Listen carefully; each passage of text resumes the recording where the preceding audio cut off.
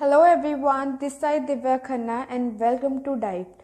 हम कर रहे थे क्लास 6 की जियोग्राफी को डिस्कस, जिसमें हमने स्टार्ट किया था चैप्टर 3 को, जिसका नेम है मोशन ऑफ द अर्थ। पिछली क्लास में हमने इस चैप्टर के थ्योरी पार्ट को कंप्लीट कर लिया था।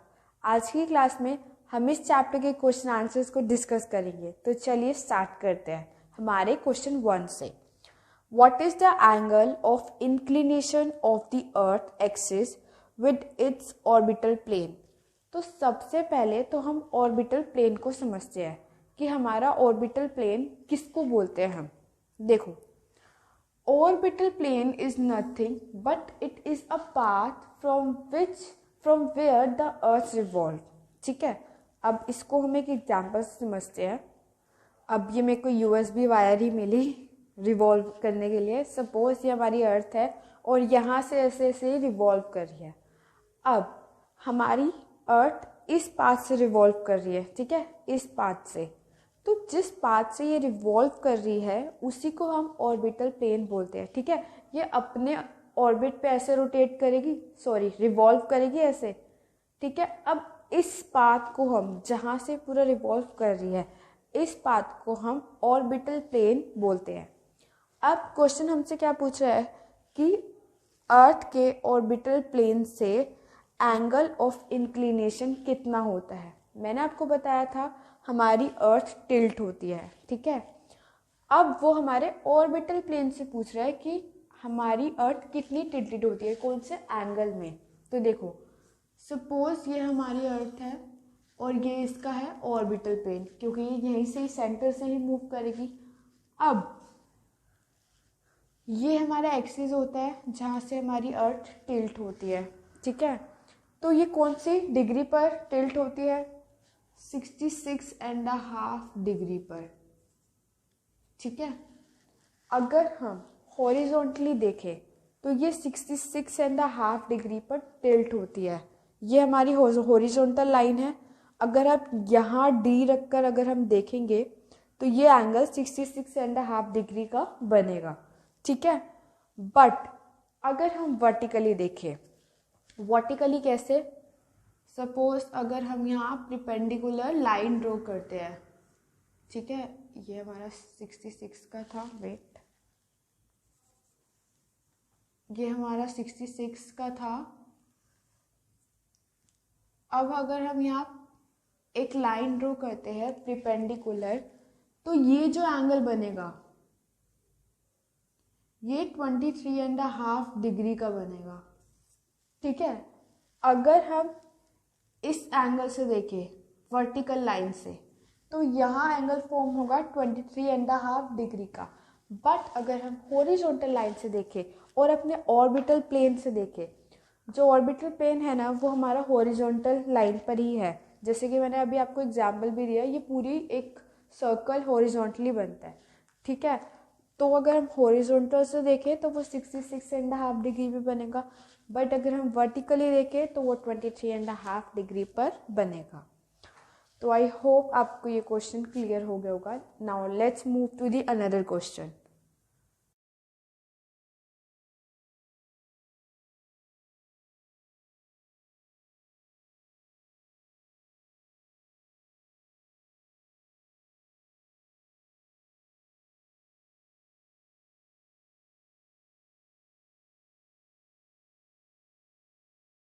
Question 2, define rotation and revolution. Rotation क्या होता है? देखो, मैं सिंपली बताती हूँ रोटेशन क्या होता है। ऑब्वियसली जब हमारी अर्थ मूव करती है अपने खुद के एक्सिस पे, ठीक है, ये हमारी अर्थ ऐसे घूम रही है अपनी ही एक्सिस पे, अपनी ही जगह पे, जब वो रोटेट करती है उसको हम रोटेशन बोलते हैं। रोटेशन से हमें क्या पता चलता है कि डे और नाइट का। ठीक है, देन आता है हमारा रेवोल्यूशन। रेवोल्यूशन क्या होता है? Revolution is nothing but it is the movement of the earth around the sun on fix axis. ठीक है, ऑन फिक्स पाथ या ऑन फिक्स ऑर्बिट भी आप बोल सकते हो। ठीक है, जब जो हमारी अर्थ है वो हमारे सन के आसपास घूमती है एक फिक्स पाथ पर। ऐसा नहीं होता कि अभी अर्थ घूम रही है और फिर घूमते घूमते वहाँ चली जाएगी, नहीं, उसका एक खुद का फिक्स पाथ होता है उसी पाथ पे वो मूव करती है। आई होप ये क्वेश्चन आपको क्लियर हो गया हो। और एक और चीज़, रेवोल्यूशन से हमें सीजन्स का पता चलता है। ठीक है, now let's move to the another question.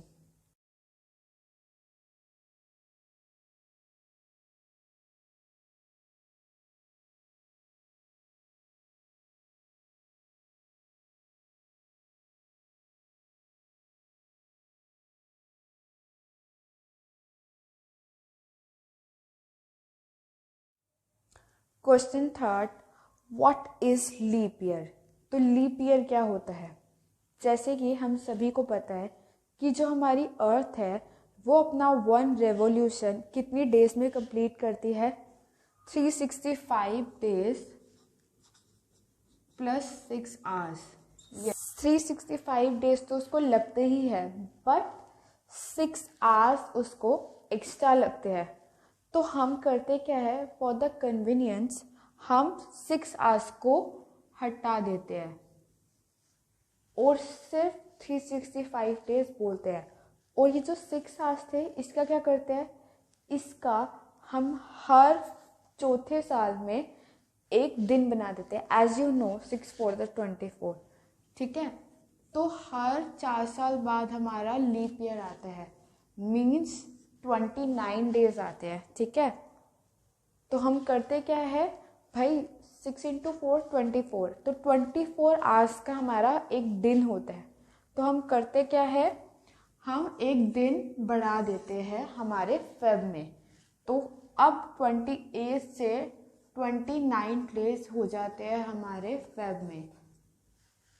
और ये 29 डेज होते क्यों है? क्योंकि मैंने आपको अभी बताया कि जो हमारी अर्थ वन रेवोल्यूशन कंप्लीट करती है 365 डेज प्लस 6 आवर्स में, तो यही हम 6 घंटे हर साल प्लस करते रहते हैं। और जब ये 24 आवर्स हो जाते हैं, तब 24 आवर्स मीन्स हमारा एक दिन जब हो जाता है, तो उस एक दिन को हम फेब के मंथ में प्लस कर देते हैं। तो इसलिए इस ईयर को लीप ईयर बोलते हैं। क्यों? क्योंकि 28 की जगह 29 डेज होते हैं। आई होप ये आपको क्लियर हो गया हो। Now let's move to the another question.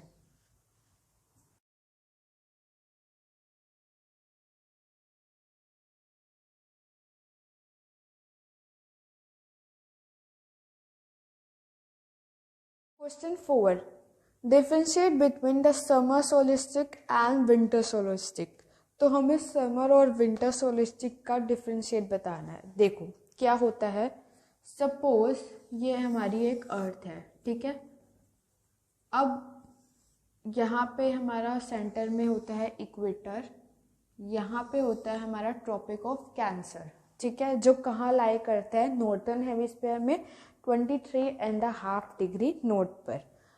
Summer सोलिस्टिक में होता क्या है कि जो सनरेज होती है ना सन की, वो नॉर्थर्न हेमिस्फीयर में आती है।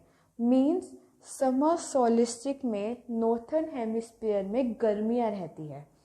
अब गर्मियाँ रहती है तो लॉन्गेस्ट डेज होते हैं और शॉर्टेस्ट नाइट होती है। और ये कब होता है, ये हमारा हम मान सकते हैं जून के मंथ में होता है, अराउंड 23 और 21 जून, ठीक है। वही समर सोलिस्टिक में ही अगर नॉर्थर्न हेमिस्फीयर में गर्मी रहती है तो साउथर्न हेमिस्फीयर में क्या रहेगी, विंटर्स रहेगी, ठीक है।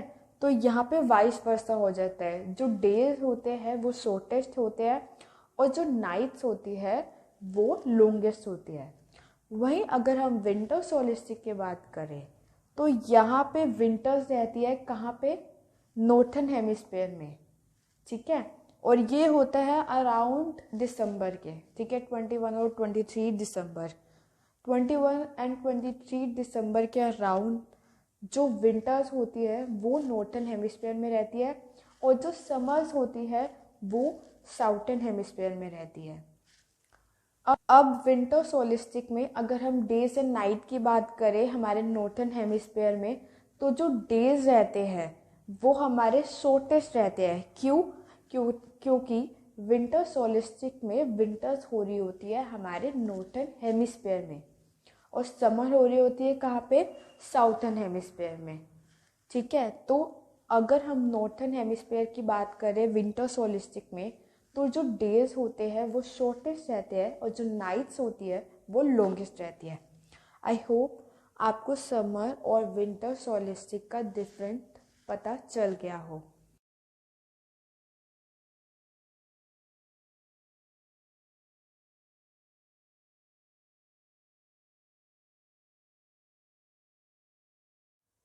सो I think that's it for today. इसके इसके बाकी के क्वेश्चन आंसर्स डिस्कस हम नेक्स्ट क्लास में करेंगे। मिलते हैं नेक्स्ट वीडियो में। अगर आपको वीडियो हेल्पफुल लगा हो तो आप इसके बाकी के क्वेश्चन आंसर्स डिस्कस हम नेक्स्ट क्लास में करेंगे। मिलते हैं नेक्स्ट वीडियो में। अगर आपको वीडियो हेल्पफुल लगा हो तो आप वीडियो को लाइक कर सकते हैं और चैनल को सब्सक्राइब कर सकते हैं। बाय।